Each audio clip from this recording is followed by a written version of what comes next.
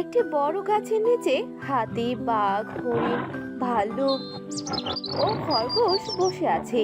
প্রজাপতিগুলো উড়ছে চারিদিকে, আর তারা সবাই আলোচনা করছে। হঠাৎ শিয়াল এসে সেখানে উপস্থিত হলো। এই জঙ্গল কার? অবশ্যই বাঘের। ওই সবচেয়ে শক্তিশালী। তাহলে এই জঙ্গলটি অবশ্যই বাঘেরই হবে। আমরা বাঘের কথা শুনে চলবো। না না, আমি তো সবচেয়ে বড়, আর আমার সামনে সবাই ছোট। তার মানে এই জঙ্গলটা তো আমারই হওয়ার কথা।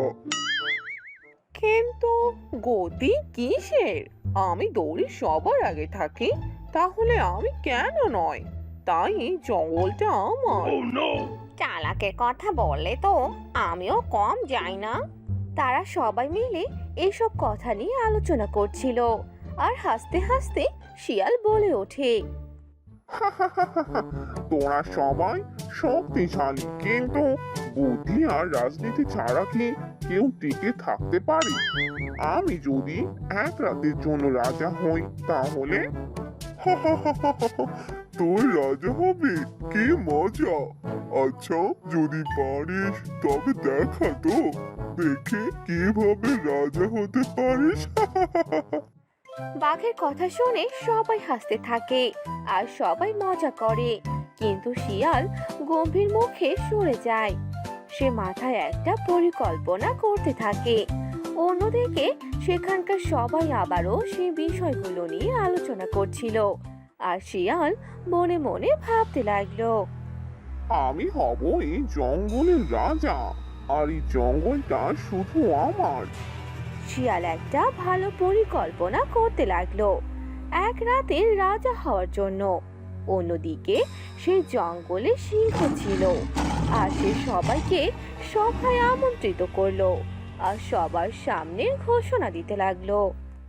আমি জানতে পারলাম তোরা এই জঙ্গলকে কাড়াকাড়ি করছিস, কিন্তু তোরা ভুলে গেছিস আমি হলাম এই জঙ্গলের রাজা।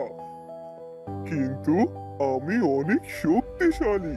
এই জঙ্গলের রাজা তো আমারও হওয়ার কথা। কিন্তু জঙ্গলের রাজা তো শুধু একজনই হয়, আর তাই আমি হব জঙ্গলের রাজা।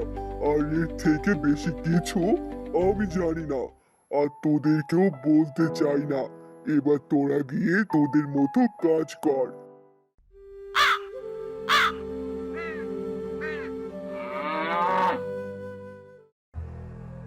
শিয়াল ফোন দিয়ে আটতে লাগলো। একদিন শিয়াল গভীর জঙ্গলে একা হাঁটছে, মনে মনে ভাবছে। হঠাৎ সে বাঘের গুহার দিকে যায়। বাঘ তখন বিশ্রামে আছে।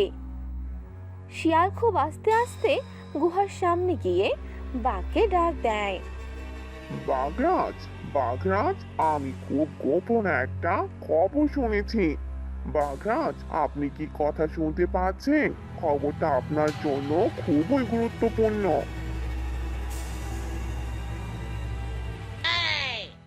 হ্যাঁ, আমি শুনতে পাচ্ছি। কি খবর বল। এই জঙ্গলে এক শক্তিশালী প্রাণী এসেছে। ওর ক্ষমতা নাকি বাঘের চেয়েও বেশি। সবাই বলছে ওই নাকি রাতে নতুন রাজা হতে চলেছে। কে? এটা কেমন কথা? কে সেই প্রাণী যে আমার থেকেও বেশি শক্তিশালী, আর সে রাতে নতুন রাজা হতে চলেছে? আমাকে যে জানতেই হবে। আপনি যদি জানতে চান তবে গুহার ভেতরেই থাকেন, আর আমি ওকে এখানে নিয়ে আসব। আপনি গুহার ভেতর থেকে বের হবেন না। হ্যাঁ হ্যাঁ, ঠিক আছে। আমি গুহার ভেতর থেকে কোথাও যাচ্ছি না। তুই তাড়াতাড়ি করে ওই প্রাণীটিকে আমার গুহার কাছে নিয়ে আয়।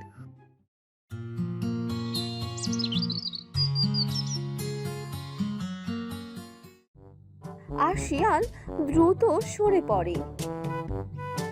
এবার শিয়াল হাতির কাছে যায়, আর হাতির গুহার সামনে গিয়ে হাতিকে আস্তে আস্তে ডাকতে থাকে। হাতিরাজ, আমি শুনেছি বাঘ তোমার বিরুদ্ধে ষড়যন্ত্র করছে। সে বলেছে তোমার শক্তি নাকি তার কাছে কিছুই না। সে রাতে রাজা হবে। ও, এই ব্যাপার, এই বাঘ তো বড় অহংকারী। আমি ওকে একটা শিক্ষা দিয়ে ছাড়বো। আমার সাথে ষড়যন্ত্র করার ফল ও বুঝতে পারবে। তুমি যদি ওই বাঘকে শিক্ষা দিতে চাও তাহলে এখনই বাঘের গুহার দিকে রওনা দাও। সে তার গুহাতেই আছে। হাতি রেগে গিয়ে বাঘের গুহার দিকে রওনা হয়। হাতি বাইরে এসে চিৎকার করতে থাকে। হাতির চিৎকারের আওয়াজ শুনে বাঘ তার গুহা থেকে বের হয়। আমি শুনেছি তুই নিজেকে রাজা ভাবে আর আমার থেকে অনেক শক্তিশালী মনে করিস। এ কথা শুনে বাঘ বিরক্ত হয়ে যায়।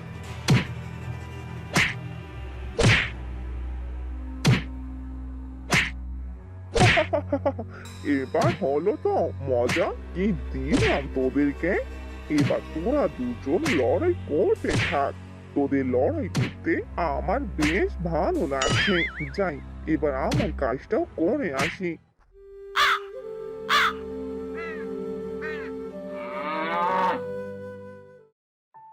হরিণ, খরগোশ ও ভাল্লুক সবাই জঙ্গলের মাঝখানে বসে আছে। তারা ভাবছে বাঘ হাতির লড়াই নিয়ে। তখন শিয়াল ওদের কাছে চলে আসে। এই জঙ্গলে বিশৃঙ্খলা চলছে। যদি কেউ রাজা না থাকে তাহলে ছোট প্রাণীদের কি হবে?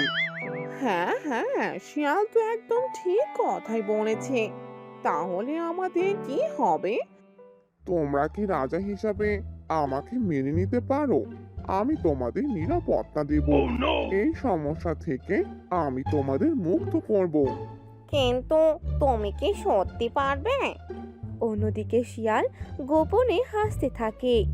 জঙ্গলের রাজা ঘোষণা করে আর শিয়ালকে রাজা হিসাবে মেনে নেয়, তবে সেটা এক রাতের জন্য। আমি এখন রাতের রাজা। আমার হুকুম সবাই মানবে। আমি যা বলবো তোমাদেরকে তাই করতে হবে। হ্যাঁ, তবে সেটা এক রাতের জন্য। আমরা এক রাতের জন্য তোমার কথা শুনতেই পারি। প্রজাপতিগুলো যেন এই পরিবর্তনের আনন্দে উঠতে থাকে। তারা সবাই অনেক মজা করতে থাকে। কিন্তু হঠাৎ সকালের আলো ফুটতে শুরু করে। বাঘ ও হাতি লড়াই শেষে ক্লান্ত হয়ে ফিরে আসে। তারা দেখতে পায় শিয়াল রাজা সেজে বসে আছে। সবাই তো হতবাক হয়ে যায়। এসব কিছু দেখে বাঘ বলে ওঠে, এই শিয়াল আমাদের বোকা বানিয়েছে আর আমরা সবাই ওর কথাতে বিশ্বাস করেছি। এ কথা শোনার পরে শিয়াল দৌড়াতে শুরু করে আর সবাই তার পেছনে তাড়া করে।